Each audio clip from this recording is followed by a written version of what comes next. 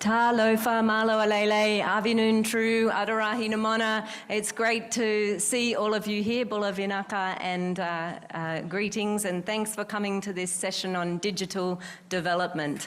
Amanda is my name, Dr. Amanda Watson. I'm a researcher in the Department of Pacific Affairs here at the Australian National University, and as I said, it's great to have you here for this session on digital development. We would ask you to please write down all your questions, because we're going to have the speakers first and then we'll have the speakers and another extra bonus person as well up the front to answer your questions afterwards. So during the presentations, please note down any questions at all that you have. We are recording the presentations, and the presentations will be available on the conference website later for those of you who want to access the presentations again or share them with your colleagues. But we're going to stop the recording at the start of the question time, so the question and answer component will be more free to talk amongst ourselves because that won't be being recorded.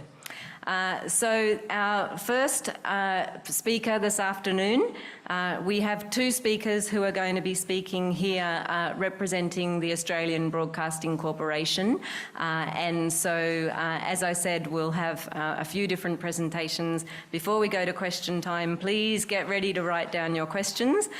So seated over here and speaking first will be Aaron Kearney, who will be sitting there just briefly to introduce the presentation. He is the Director of Engagement and Programs at the Australian Broadcasting Corporation, and then Laura McDowell, who's also with the ABC in a research analyst capacity, will be coming up here to give you their presentation about the impact of the Timor-Leste submarine cable. So could you please make Aaron and Laura welcome? Thank you very much, Amanda, and thank you to you all for being here. When we saw the schedule, we had a sneaky suspicion that the organisers said, last session after a couple of brutal... Maybe we'll shove the media folk in there, what do you think? Maybe they'll have a loud audio visual for us. We don't have a loud audio visual, just a loud person. So my role here is very brief. In just a moment, I would like to, I guess, invite a way to think about what you are going to see from Laura and our research team shortly. But before I do that, many of you in here, as we have over the last couple of days, have seen a lot about localisation and locally led programs, locally led design, leadership, locally led governance. And I wanted to acknowledge that our partners from the Timor-Leste Press Council are in the room, and not only are they the embodiment of that young democracy and the importance of the media in it, but they are also the embodiment of what locally led partnership looks like. That just about everything that you are about to hear was a challenge that was identified by them, and ABC International Development was able to use our expertise and our resources to tackle some of the problems that were identified by the team. So if Maun will indulge me by way of acknowledging local leadership, I'll do some terrible tetum for him. Maun, bem-vindo, no obrigado para a oportunidade sabisu ho ita, no ami ogululos sabisu ho ita, ita aminia paseria ho ita, loron, ami ogululos. That's all. Thank you, Maun. Just to say that we are so honoured to be in partnership with them. So obviously, if you are here for the last session and you know that that is the title of the talk, then you already have a fairly visionary approach to what development might look like in the future. But I just wanted to invite how we see our value in this space so that perhaps you can look at Laura's presentation at least entertaining that lens. So the submarine cables and information ecosystems may not necessarily be at first obvious subject matter beyond the valuable findings that you will hear from Laura, but we really feel that this research, and we do a whole bunch of it, I invite you to check out our outstanding research resources. We are quite unique in the global research space, but we think this is a particularly excellent example of how media research can assist all stakeholders to get out in front of development challenges, especially the complexity that is emerging. This again has been a theme that has run through the last couple of days, the complexity that is emerging from these fast changing information and technology ecosystems that we find ourselves in. And rather than wait for a problem to appear and try and solve it with the well-established pathways that we are all aware of, this research is an example of how we, in the media development space and led by our local partners, can identify emerging threats and opportunities, and how we can inform approaches to take those on, because they touch every aspect of the lives of citizens: health, social protection, economics, education. All of them will be informed by what happens in this particular case with the submarine cable. So the research develops valuable data and insights to make sure that all of the stakeholders are, as we have put it, in the chat group and having their voices heard in this new technological space. I'll hand over to Laura to put some research rigour around those assertions. Laura? Thank you, Aaron. It's a real privilege to be here this afternoon. It's been a big couple of days and really wonderful to get to talk with quite a few of you about some of the different work that you're doing across so many different spheres of development. And I see a couple of Timorese people in the room here, so obrigado por tempo. And of course, Senor Antonio here today representing the Timor-Leste Press Council all the way from Dili. So yes, we all come from all these different spheres of development and working across different cultures and communities and contexts, countries, challenges. But I think one thing that's intrinsic to all of our work is, of course, communication and effective communication. And to communicate effectively, we need to understand the communications ecosystems that we're working within. And those are influenced both by the social and cultural norms, but also by the infrastructure and technology that exists. And it's kind of at this intersection where this research lies. So our research focuses on a new undersea fibre optic internet cable that's about to go live in Timor-Leste next year. So connecting to, I should just say to date, the internet in Timor-Leste, many of you would know, is not great. It's pretty slow and pretty unreliable. There was a survey out, I think, earlier this year by a UK broadband company that ranked Timor-Leste's internet as 4th slowest in the world, behind Yemen, Afghanistan and Syria. So that's where we're sitting at the moment. So connecting to the undersea cable network has been described as like connecting to the backbone of the internet.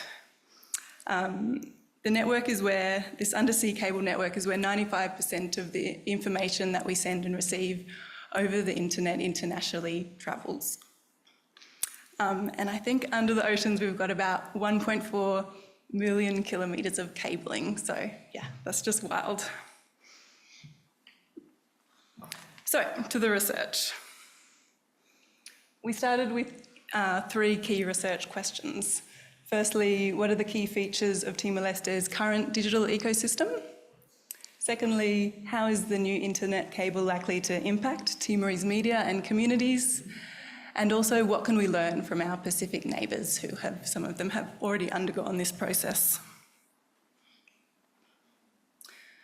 To start answering some of these questions, we first looked to our State of the Media Timor-Leste research, which was published earlier this year and done in partnership with the Asia Foundation. And this involved a review of 120 institutional documents and 45 interviews with mainstream government and community media. To expand on that research, we conducted a desk review of a further 90 documents, and we sought out materials that addressed 5 key areas concerning digital connectivity. So these were online media trust, mis and disinformation, digital safety, digital literacy, and infrastructure. Following the research, we validated the findings with the Timor-Leste Press Council during a visit to Dili last month. And we'd like to recognise that this study was a really collaborative effort. So we had researchers from Timor-Leste, Australia, Tonga and the Solomon Islands all contributing. So moving now to key findings and thinking first about the benefits or perceived benefits of the internet cable.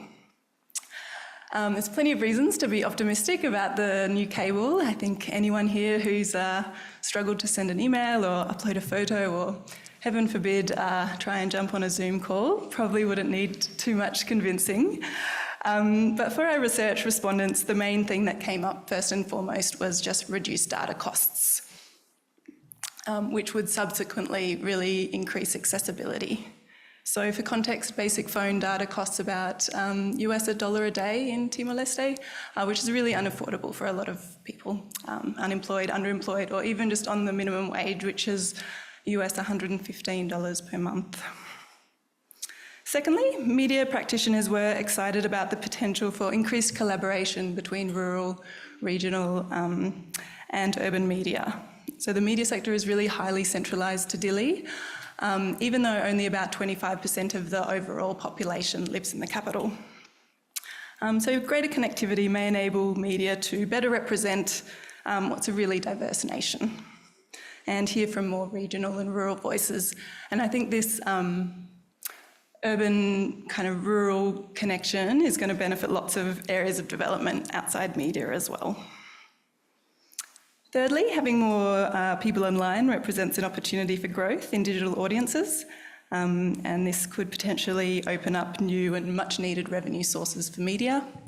And finally, there was also a strong sense that Timor-Leste would be able to grow its presence globally and within the ASEAN region, and there is a lot of momentum at the moment behind Timor-Leste's sort of pathway to become a full ASEAN member.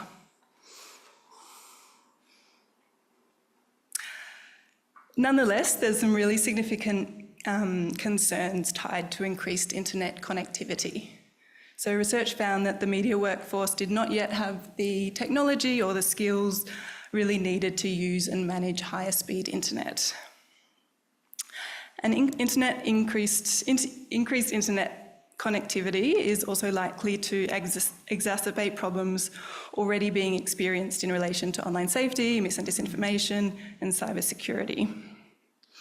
Respondents said that to tackle these issues, Timor-Leste needs to develop training and policies to support media literacy and digital skills, and stronger laws around cybersecurity, cybercrime, and data protection. Another issue, and this speaks more to addressing some of the challenges just mentioned, is that the research found a significant disconnect in how international and Timorese stakeholders talked about mis and disinformation. Timorese stakeholders tended to refer to these terms within a wider ecosystem of internet-related challenges, whereas the sort of Western international perspective was a lot narrower in its definition. And I know there was a little bit of conversation in some of the earlier sessions of the conference about definitions around mis and disinformation. So just to be clear in what we're talking about, we refer to misinformation as any false information which is spread regardless of whether that was intended to mislead, whereas disinformation is false information that was intended to mislead. So Timorese respondents didn't actually even use these terms, mis and disinformation, without prompting, instead using the word hoax more commonly, which is also kind of used in Indonesia, I think, as a kind of catch-all for all false information or fabricated information on the internet. And other terms that were used somewhat interchangeably were trato malu, abuse and insult, or discurso odio, which is hate speech. Similar challenges existed in finding a clear definition of digital literacy. Understandings of digital literacy really varied across contexts relating to media training, school education, financial digital literacy, and academic research. So there's potential for Timorese and international collaborators to really misconstrue each other when working on initiatives to address mis and disinformation and digital literacy, because there's not this kind of common understanding of terms. A third key finding is that the research indicates that Timorese media and broader society have largely adopted a wait-and-see approach to navigating impacts of increased internet connectivity. At the time of data collection, which wrapped up in August this year, discussion of the submarine cable did not actually appear in any public documents, nor was it raised without prompting by research respondents.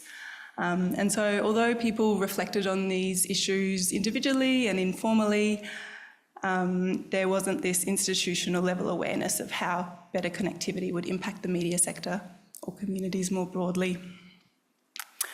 The media did report some headlines around the milestones of the cable being completed, including its arrival to Dili in June this year, which you can see pictured on the slide, but not much was published more substantially beyond that. So moving to our fourth finding, despite navigating slow and unreliable internet, many of Timor-Leste's young and increasingly urban population have already developed creative and determined approaches to producing and accessing content online. Grassroots online journalism websites have emerged and have a really strong track record for producing some great feature and investigative reporting. So like Hatutan, Diligente, Neon Metan, to name a few. Independent podcasts and live streaming are becoming more common, and traditional media as well are increasingly using online platforms for dissemination and engagement. Thinking about civil society more broadly, despite challenges relating to online safety and mis and disinformation, research shows that young people are largely considerate and cautious of their online interactions, accounting for community and cultural norms. So Timor-Leste is definitely not a blank slate in terms of its pre-internet cable digital ecosystem. A fifth finding is that research addressing digital issues in Timor-Leste and more broadly across the Pacific as well has primarily been produced or at least supported and driven by international entities. We didn't find very much locally produced research or programming, and this indicates a structural power imbalance in research and analysis, and that local perspectives were not really driving discussions. And even amongst the body of research produced by international organisations, there were significant gaps, particularly in relation to investigating trust in online media, online safety, and mis and disinformation.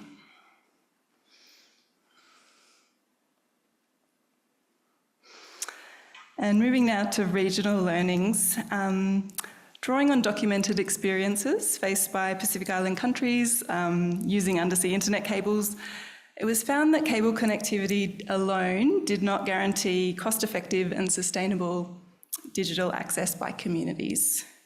So countries such as the Solomon Islands and Papua New Guinea have reportedly seen little change in data pricing following cable connection.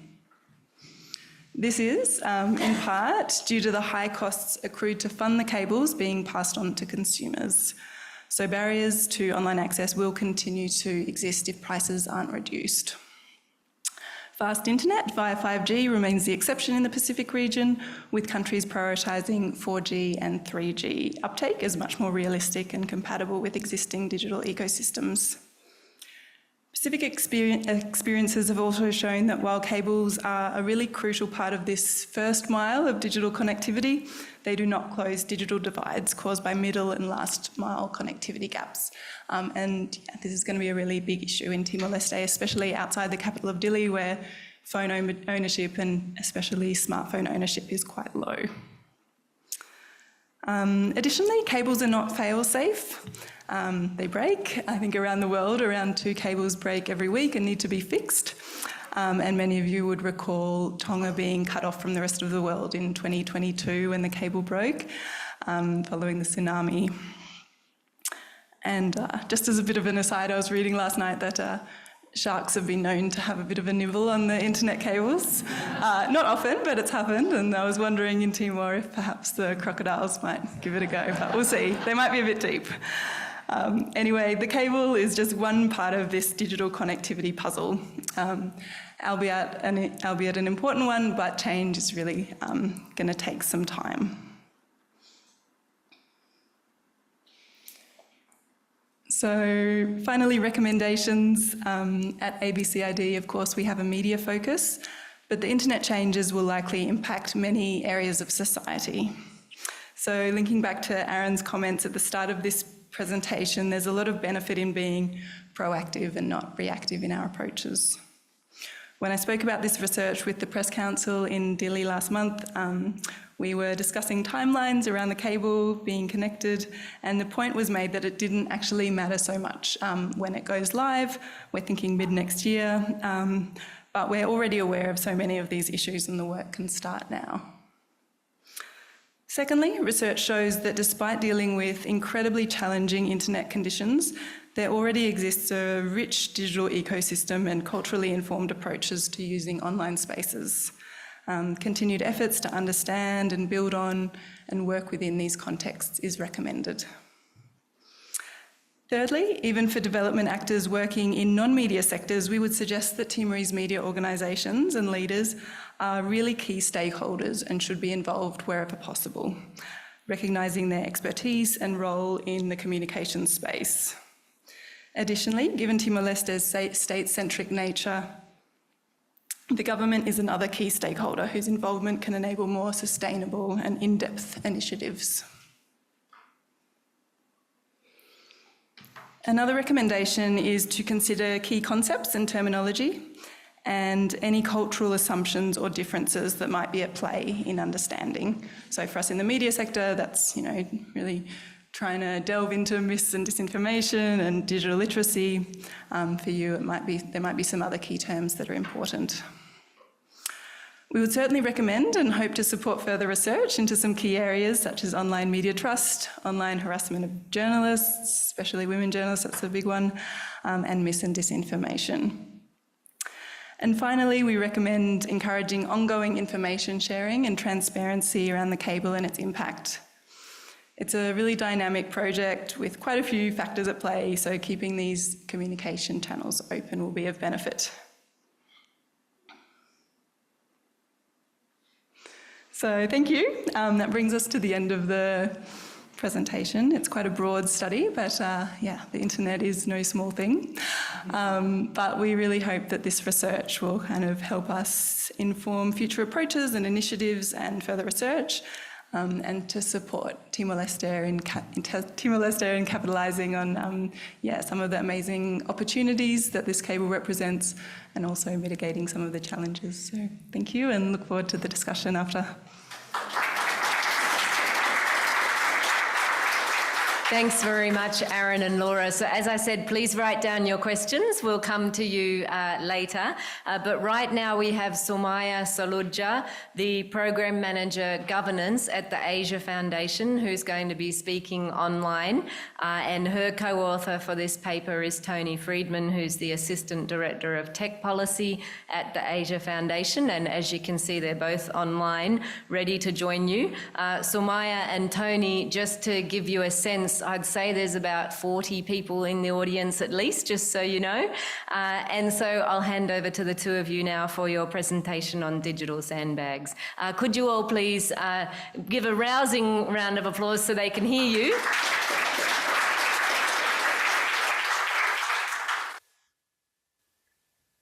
Thank you so much. Really lovely to be here. Sad not to be there in person, but glad that we had the opportunity to join in person. I hope I am audible and that you can see my screen. But I'll go with that assumption and continue on. And if anything is wrong, just please let me know. As Amanda said, I'm joined here with my colleague, Toni, and today we'll be talking about our research on enabling independent research for safer and more pro-social internet. Just before we go into this, I just wanted to spend a couple of minutes of where this study design has come to be, and why the Asia Foundation also cares about information integrity. One of the things is acknowledging the real possibilities and opportunities that technology and internet access does bring with it. We're focusing a bit more on the impact that manipulation of information ecosystems have. And because of that, there's been an increasing focus at the Asia Foundation across our tech, conflict, and governance programming. And this is understandable and in response to the wide-ranging and cross-cutting impact of that the quality of information ecosystems have on development outcomes. And as it was laid out, and this would be quite intuitive to almost everybody in the room, so it impacts issues of safety and security from GVB to countering trafficking in person and cybersecurity, on democratic governance, impacting elections, civic spaces, levels of polarization, and peace and stability. And for us in Southeast Asia, with its 1.5 billion internet users and probably increasing, these impacts are already quite evident. The second is also that the region is actually really interesting when it comes to these issues because it often is the testing ground for how these manipulation tactics come about before they're implemented in other parts. So it becomes a really important area to learn about what is happening. And Philippines has been called the Petri dish in the past. And so it's a really good example of why focusing on this region is important. But then at the same time, there is a lot of innovation that is taking place that's civil society led on trying to understand these trends and respond to them. And so this is what made for us collectively an importance in and a greater interest in studying and understanding the risks that are associated with manipulation of information ecosystems. And this is across production, promulgation, consumption, and impact. Engaging in support and supporting regulatory reform, and then most importantly, supporting local civil society efforts in the region. So this is a really brief snapshot of TAP's programming. It includes both country-focused and regional programs where we're working and partnering with over 100 civil society groups and then academics and media groups, both supporting independent research and responses ranging from topics of trends and impacts on mis and disinformation, fact-checking initiatives, particularly in under-resourced languages, countering hate speech, election monitoring, digital literacy, and cyber security. In terms of the place where we've seen TAP and our role as being valuable to the work that's taking place in the region, and this has impacted what our approach to working on internet issues has been, is first, strengthening locally led initiatives. The impacts and dynamics of this work tend to be highly localized, and that's where the understanding and effective responses are situated.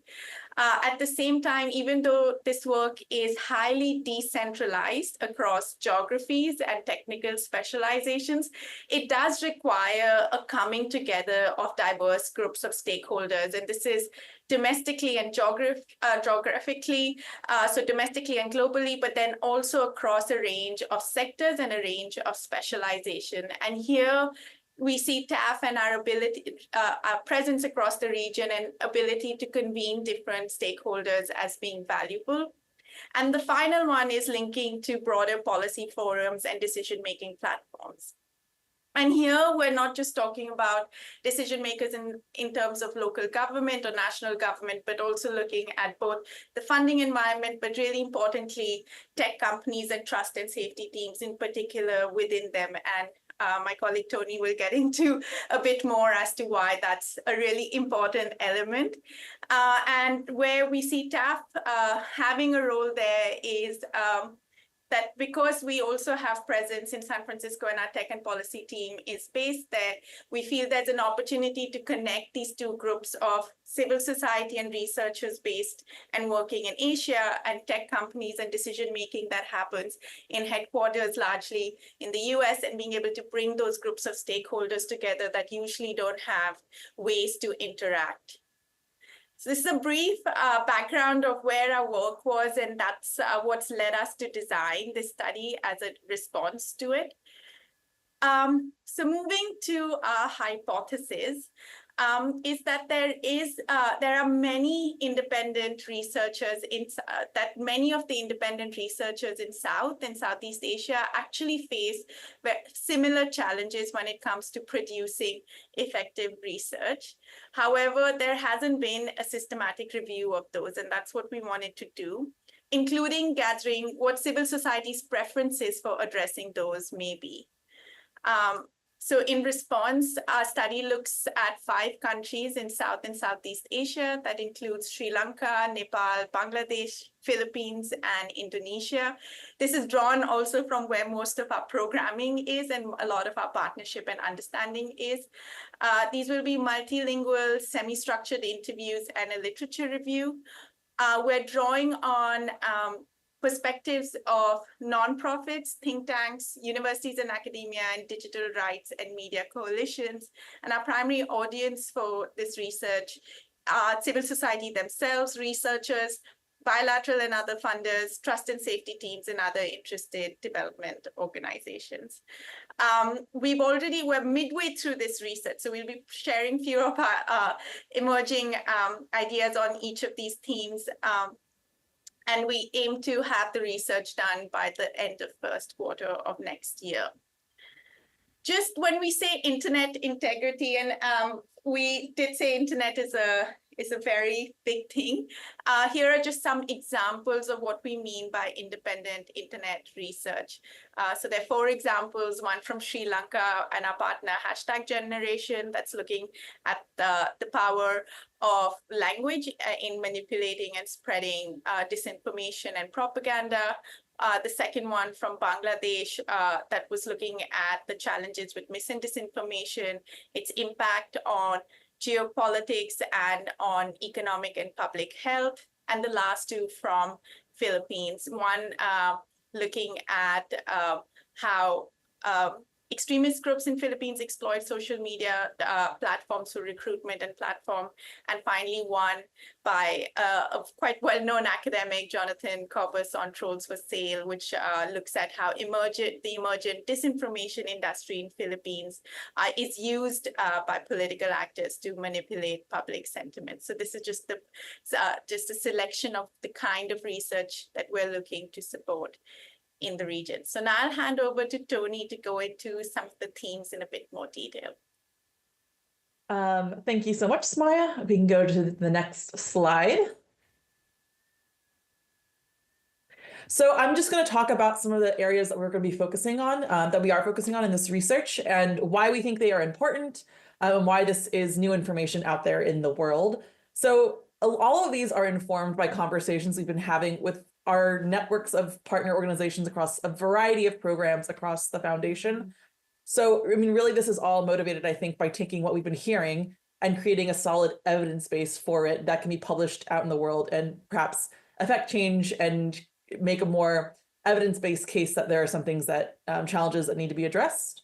So one of those challenges has been, how do you enable quality internet research? And so, you know, just like the previous presentation talked about, mis and disinformation being an emerging issue in places that are recently connected to the internet, the people that do research on that stuff online, it's becoming increasingly difficult to do that work, at least based on our conversations with our partners.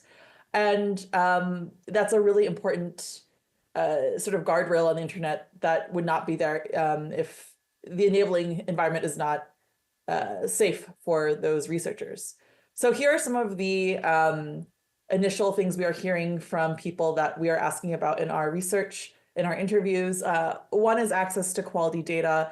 So for those of you who do online research, I'm sure you are well aware of CrowdTangle. For those of you that aren't, CrowdTangle was a tool basically to do online research and scrape data from Facebook. And it was closed by Meta earlier this year, leading to a really big crisis in the research community on how to get data to do research on mis and disinformation online. There is a new replacement called Meta Content Library. We have heard anecdotally through our partners that it's actually much harder to get access to this new tool, especially if you are not US-based organization. So we have a situation where like previous nonprofits that were able to do this research on a regular basis now no longer have access to data that would allow them to do so.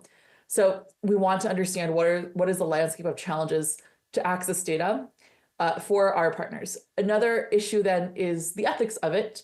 In the wake of losing CrowdTangle, different organizations have been trying to create their own listening tools, their own data scraping tools. But what are the ethics of that? What are the legal implications?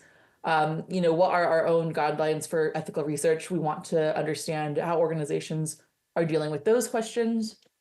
We also want to understand more about the physical safety of researchers. As we know, it cannot always be a very friendly climate to be doing this kind of research in certain places. And so we really want to understand what are the concerns of nonprofits, what do they do, what do they need help with when it comes to ensuring both their online and physical and safety when doing this work. And then also just in general, on a more mundane note, how to keep up with a very, very quickly changing field, how to make sure that they're not operating in silos, not talking to each other, and making sure that they have access to tools in the local languages that they want to explore. And as we know, that is a very challenging issue right now of a lot of tools and resources being only available to Western languages. Next slide, please. Another thing that we're really interested in understanding is how do you translate this research to impact? And so something that we have observed is that there's a lot of researcher to researcher sort of engagement, but then understanding how can you take that and kind of broaden out the stakeholders that are included in that research and that are impacted by it. In particular, we're really interested in looking at the nonprofit relationship to tech companies. So particularly trust and safety teams, which are the cluster of teams and tech companies that tend to do work on mis and disinformation, on content moderation, on basically taking all the bad stuff down from the internet. What are those? There are partnership programs, but it's very opaque. There haven't been too many surveys done on what these partnerships look like from a nonprofit perspective. So we really want to understand, what partnerships are out there, where do they work, where are they lacking, where can those be made more meaningful or strengthened? And so that's for the tech companies. Outside of the tech companies, we're also looking at how can you take academic research and kind of translate it to a language that decision makers and in policymaking roles could understand. And so it's kind of a translation understanding of how to take this research and have a real world impact. And then lastly, we find there's just like a lot of information out there already. And we have found it to be siloed in different, whether it be disciplines or clusters of organizations with affiliations with each other. And so we're trying to see how can we more consolidate all of that information. And I think this is really motivated by the fact that when we are talking to our partners, we realize quite often they'll be doing very similar things, but aren't talking to each other. And so it's a little bit born out of wanting to understand how are these networks creating silos and how can we, break those down. Next slide. And the last one is we want to look at the challenges with sustaining these efforts. So something we have been hearing from a lot of our partners is that this kind of work of like digging through sort of can be really harmful content online. It has an effect on the people researching it as well. So we want to understand what is it that is needed in terms of being able to make this sustainable work. Looking at competition of funding amongst civil society actors. And so this is another piece that we really want to understand, like how are the incentives placed? Are some of these silos organic, or are they incentivized by sort of competitive funding structures, and how can we make an incentive structure that is a bit more collaborative? Changing funding focus. We're hearing a lot about all of the mis and disinformation funding kind of drying up and now transforming magically into AI funding. So, how are these funding trends and cycles, affecting the ability to do this work in the long term? Then also in terms of the funding cycles themselves, the ones that are shorter don't allow for maybe a more long-term view of the health of discourse online in the long run. Next slide. So taking these different areas of focus, we have segmented them into 3 different buckets that we are asking our informants on. The first is enabling research and researchers, trust and safety, which is the catch sort of all term for relationship with tech companies, and the funding landscape. So what we're really hoping to do with these 3 things is get a very comprehensive, broad view of what are the challenges for nonprofits that are working in online safety, information integrity issues. Where do they need support? Where are their challenges? And in that way, I think really inform organizations, such as the Asia Foundation and hopefully others as well, and what the key support needed is. So we're really hoping that this won't just be research that can be nice and stay in one area. We're really hoping this will inform a really broad swath of stakeholders and provide some new insight that usually hasn't been done at this scale before. So I think I'll just end there, and just to say, if you would like to have updates on the report as we do our research, please scan this QR code. We have a little sign-up sheet if you would be interested to see the results, and we would love to hear from you and hear if these are challenges that you have encountered as well. And I'll just thanks very much, Sumaya and Toni, and we'll leave the QR code up for a moment if we could, so that people can. Daniel, there's people trying to get the QR code. Can you? Oh, there we go. Thank you. Thanks very much. So our next speaker, and again, please write down your questions. We will have time for questions and discussion. Sumaya and Toni will stay online, and of course we have our other speakers. But our final speaker in this session on digital development is Grace Palayukan, who is a data and analytic lead for Synergies and Collaboration for Service Delivery Acceleration Program, otherwise known as SKALA in Indonesia. And so Grace has come to Canberra this week, and it's wonderful to have you here in person, Grace. So I'll hand over now to you for your presentation. Please make Grace welcome.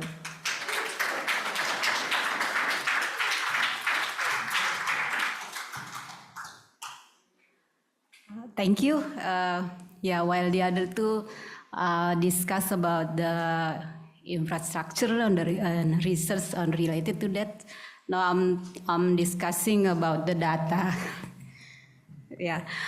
Thank you everyone. Thank you Amanda for introduction. I'm delighted here to be with you to discuss the data transformations in Indonesia, especially in related to basic services.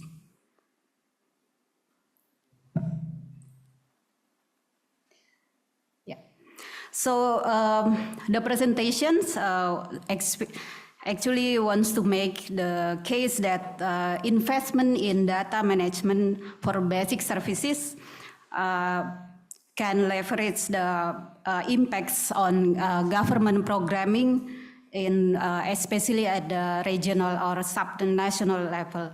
The presentation will be divided into 4 topics. First, I would like to highlight the context of the program and why this is challenge on data management in Indonesia.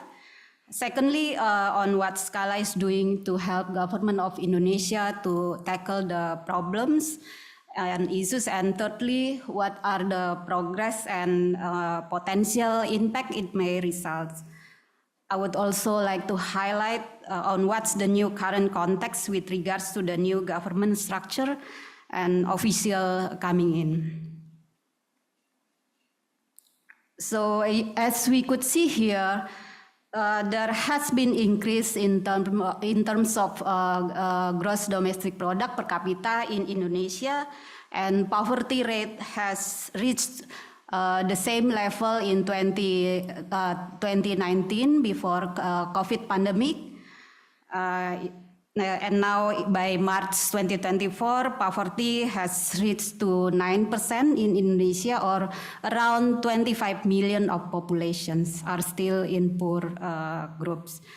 Also, fiscal transfer has been double to regional. So Indonesia has new regulations on fiscal transfer, and that due to the decentralization, local government have their own authorities to perform or to provide the basic services.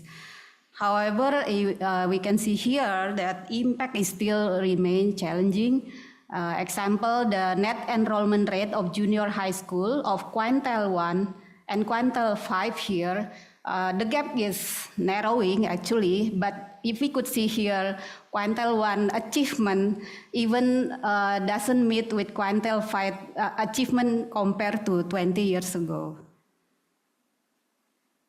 So, we have just conducted public expenditure review in collaboration with Ministry of Finance in Indonesia.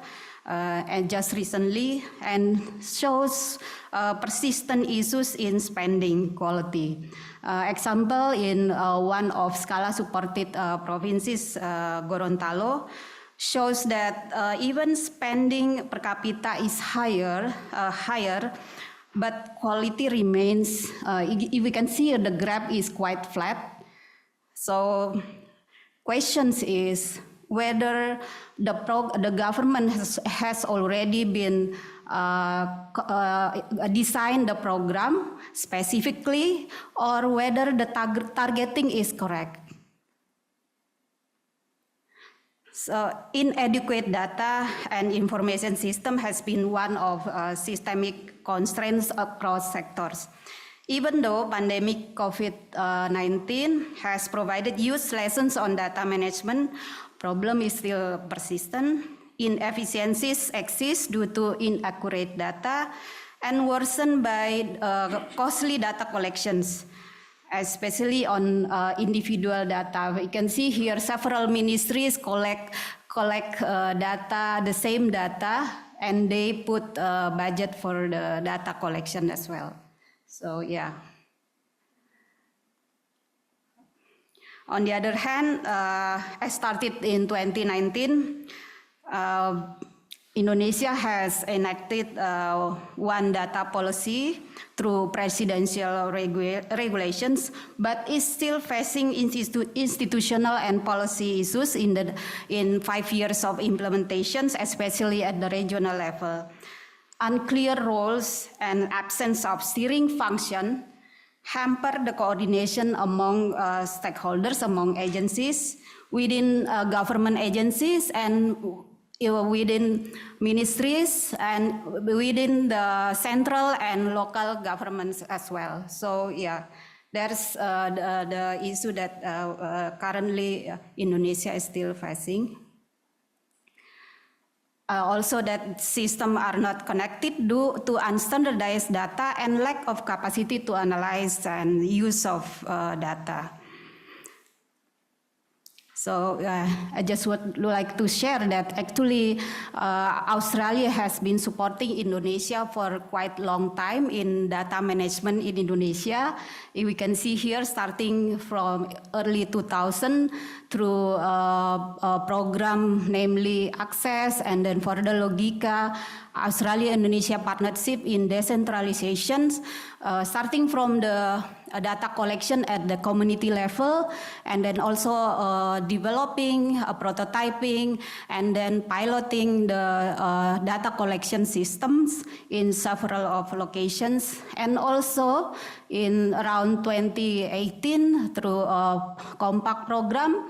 Australian support Australia has also supported Indonesia in terms of how to develop tools that enable local governments in using the data. So yeah, it's been piloted for about 6 years now, and yeah, now and then by starting 2023, SKALA leveraging those investment and then scaling up and aggregating from the village-based data collection system in interconnection or integrations of the systems, and then also supporting the strengthening of one data policies, and also the how then currently government already have the complete individual data for all populations, and now question is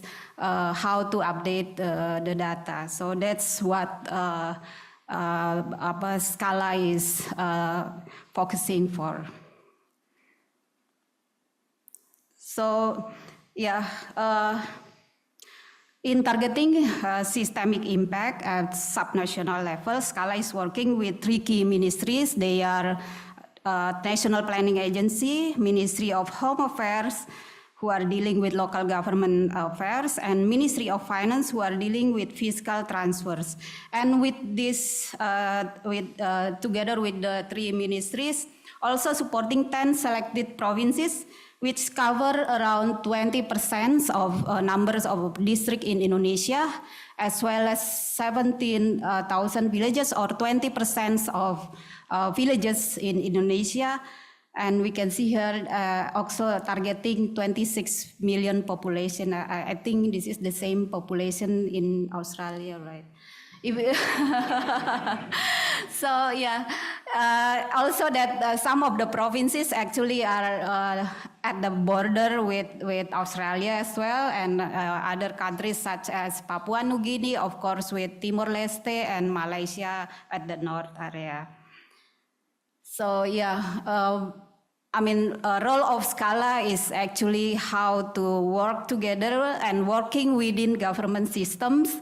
And our role is actually to facilitate, how to facilitate the synergy between actors, between the agencies, ministries. And in doing that, yeah, of course, political economy analysis always been around, always been the key in terms of how then we identify who are the key stakeholders, what are the driver for change, and as well as clear on targeting what is the main target that the program would like to achieve. So yeah, that's how SKALA works. I would like to share about the progress currently. So with working with Ministry of Home Affairs and Planning Agency, National Planning Agency as one data secretariat nationally, the institutional setting on regional data was updated recently, with steering roles changing from planning agency to regional secretary office. You know, in Indonesia with the decentralization law, there is that all the affairs or function be divided clearly within the agencies at the local level. So every agency at the local level, they have their own affairs, or they have their own function, role and functions. How to coordinate that? It should need a higher authority to do that. So that's why by early 2024, the changing has been made. This will allow coordination and acceleration in terms of how to coordinate better within the data management at the local level, especially, and also include how to work together with the data supervisor or the quality assurance from in this case is Indonesian Statistical Bureau. So in terms of policy and regulations, But in terms of the systems, so working together with government also, we supported government to develop the analytical tool system, namely Sepakat, which was piloted since I mentioned before, 2018, now can be utilized to analyze several standardized data from multiple data sources.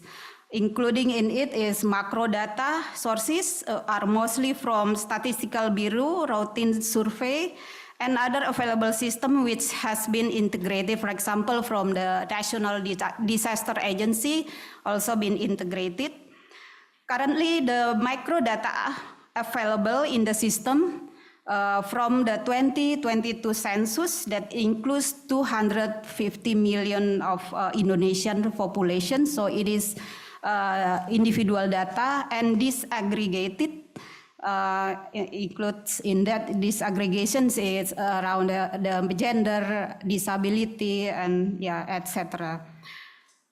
The data includes also welfare ranking that conducted by Statistical Bureau of Indonesia. And now access has been owned by at least 24% of the number of local governments in Indonesia, 514 districts in Indonesia, and 24%, and yeah, the target is now to up to 60% by end of this year to have access to the system. Because currently in Indonesia, local government, the planning cycle is ongoing, so that's why data and analysis is needed during during the time. While macro analysis can help governments to have better picture of the conditions and issues, and further direct their planning to target the issues and monitor progress of several indicators. Using microdata, the system can now provide more detailed analysis on the socio-economic status of individual or by families, and can be disaggregated into gender, age, and disability. There are other also criteria that can be used for analysis. Intersectional analysis can also be done by the users and can include multi-criteria. This is the example in province of Gorontalo. We using the analysis that provided using microdata. The analysis can also show where, for example, where are the poor family with economic status and whether they are living in the, for example, a disaster-prone area. By overlaying it with the data from the disaster agency. This usability of data and systems that can directly be transferred into the document, in planning document, has also encouraged the data share between stakeholders, agree on the standard, and also encouraging data updating. This has also encouraged synergy of allocation of funding between level of government.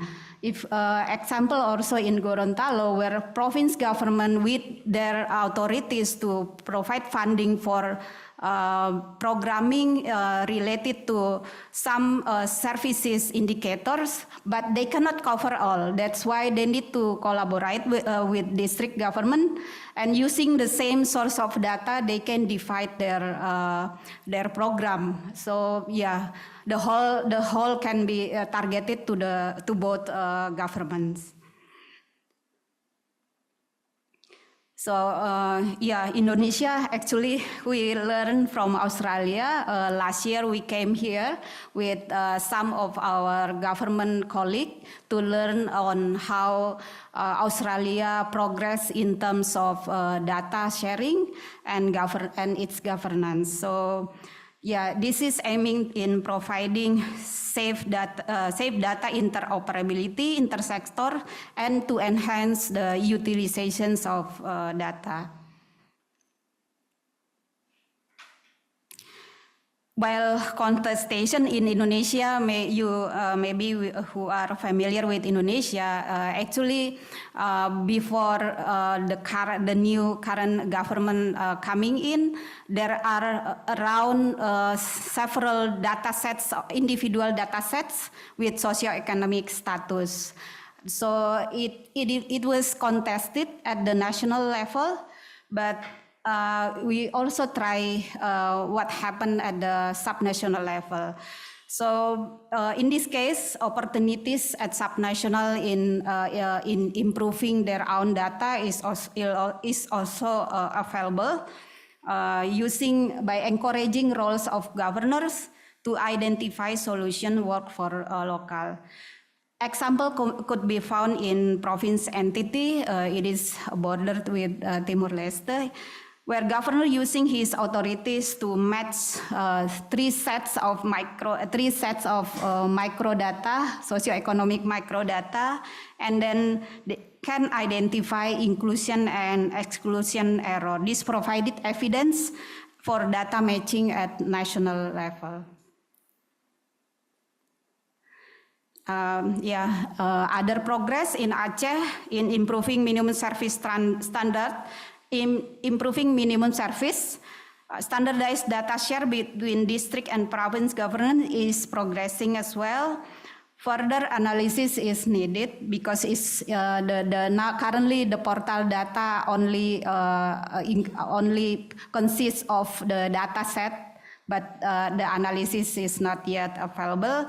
But there is potential as evidence in improving achievement indicators that will allow fiscal incentive from central government, because in Indonesia currently the fiscal transfer is now also linked with achievement of services by local governments.